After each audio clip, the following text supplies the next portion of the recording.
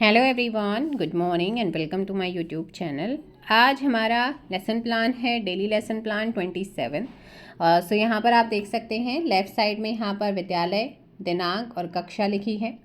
Right side में यहाँ पर दाएं साइड में विषय सब्जेक्ट है हमारा मैथ्स यानी कि गणित। प्रकरण है हमारा समानुपात। इससे पहले आपने अनुपात पढ़ा था, रेशियो पढ़ा था, आप पढ़ते हैं समानुपात। फिर से वही चीज़ रिपीट करूँगी, सामान्य उद्देश्य। पहले वाले लेसन प्लान में जो है उन्हीं को आप कॉपी पेस्ट कर लीजिएगा क्योंकि सब्जेक्ट बेस होते हैं। फिर आते हैं विशिष्ट उद्देश्य में, जिसमें 3 होते हैं पॉइंट्स: ज्ञानात्मक उद्देश्य, बोधात्मक और अनुप्रयोगात्मक। ज्ञानात्मक उद्देश्य, बोधात्मक उद्देश्य और अनुप्रयोगात्मक उद्देश्य। उसके बाद यहाँ पर जो नेक्स्ट पॉइंट आता है वो है शिक्षण सहायक सामग्री, जिसमें सामान्य सहायक सामग्री और विशिष्ट सहायक सामग्री। सामान्य जो कि हम क्लास के अंदर जो कुछ भी यूज़ करते हैं वो, और विशिष्ट उद्देश्य में विशिष्ट सहायक सामग्री के अंदर जो फ्लैश कार्ड मॉडल यूज़ हो रहे हैं। शिक्षण विधि आगमन निगमन है। उसके बाद यहाँ पर पूर्व ज्ञान प्रीवियस नॉलेज है। छात्र समानुपात से संबंधित जानकारी रखते हैं। फिर आते हैं प्रस्तावना प्रश्न। प्रस्तावना प्रश्नों के बाद यहाँ पर आपके मिनिमम 5 प्रस्तावना इंट्रोडक्टरी क्वेश्चन होते हैं, या आप इससे ज़्यादा भी बना सकते हैं।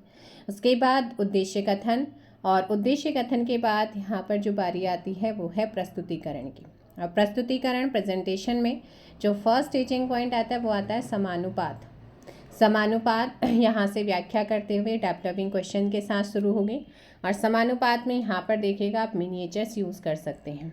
मिनिएचर्स के लिए आप स्टिकी नोट्स ले सकते हैं और उन्हें बस चिपकाना होता है। फिर यहाँ पर आ जाता है आपका, जैसे कंप्लीट हुआ, व्याख्या कंप्लीट हुई, स्पष्टीकरण कंप्लीट हुआ, यहाँ पर आप उससे रिगार्डिंग मूल्यांकन प्रश्न पूछेंगे। उसके बाद आता है समानुपात की अवधारणा यानी कि कॉन्सेप्ट, जो कि विकासात्मक प्रश्नों से जिनकी शुरुआत होती है। और इसमें भी आपका एक से 2 क्वेश्चन, 3 क्वेश्चन, 4 क्वेश्चन आप बना सकते हैं। फिर एक ऐसा समस्यात्मक प्रश्न बनाना है, फिर उसकी व्याख्या यानी कि स्पष्टीकरण करना है। और जैसे स्पष्टीकरण होता है उसके बाद यहाँ पर आपका मूल्यांकन प्रश्न आ जाता है। इसके अलावा आप मिनिएचर्स यहाँ पे यूज़ कर सकते हैं, जैसे कि ए पहला पद, बी दूसरा पद, सी तीसरा पद और डी चौथा पद। ये मिनिएचर्स में आप ऐसे ही कर सकते हैं। उसके बाद थर्ड टीचिंग पॉइंट है मॉडल उदाहरण रहा है, जहाँ पर भी जिसकी भी शुरुआत होती है वो आपका विकासात्मक प्रश्न से ही होगी। और यहाँ पर एक प्रश्न जिसको टीचर जो है सॉल्व करेगा, छात्र ध्यानपूर्वक सुनेंगे, मिनिएचर्स का आप यहाँ पर यूज़ करेंगे और फिर जैसे ही कंप्लीट होगा वैसे ही यहाँ पर आप क्वेश्चन पूछना शुरू करेंगे। फिर आती है छात्र प्रश्नावली। अगर आपके में छात्र प्रश्नावली है तो आप लिखिएगा, अदरवाइज़ आप स्किप कर सकते हैं। तो यहाँ पर क्वेश्चन दिया है, छात्र क्रिया होंगी, छात्र यहाँ पर इसे सॉल्व करेंगे। उसके बाद फिर आता है यहाँ पर पुनरावृत्ति प्रश्न।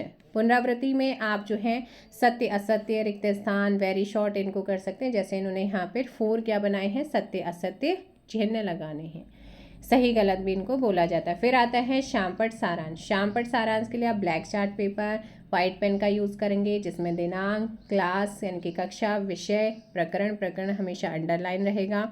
फिर आता है समानुपात क्या है, तो समान अनुपातों को दर्शाने के लिए समानुपात का प्रयोग होता है। तो ये आपके क्या हैं, ये इन्होंने पूरा अच्छे तरीके से लिखा हुआ है, आपको भी ऐसे ही करना है। फिर आता है गृह कार्य, जो कुछ आपने पढ़ाया है समानुपात टॉपिक से रिगार्डिंग, बच्चों को उसी से रिगार्डिंग 2 या 3 क्वेश्चन आप उन्हें दीजिएगा। उसके बाद रेफरेंस की बात करते हैं हम, संदर्भ की। तो ये क्लास 7 की मैथ्स की एनसीईआरटी पाठ्य पुस्तक से लिया गया है। रेफरेंस यहाँ पर आपको लिखना होता है। तो ये था आप लोगों का लेसन प्लान 27, जो कि आपका कंप्लीट होता है। आई होप सो आप लोगों को ये हेल्प करेगा आपके अपकमिंग लेसन प्लान, यानी कि अगर आप बीएड कर रहे हैं, बीएड में लेसन प्लान तो बनाने ही पड़ते हैं। जहाँ पर भी आपके लेसन प्लान बनते हैं वहाँ पर आप इनको यूज़ करिएगा। तो मिलते हैं नेक्स्ट लेसन प्लान में। इसमें फ़िलहाल इतना ही। Thank you so much. जय हिंद, जय भारत, जय उत्तराखंड, जय देवभूमि।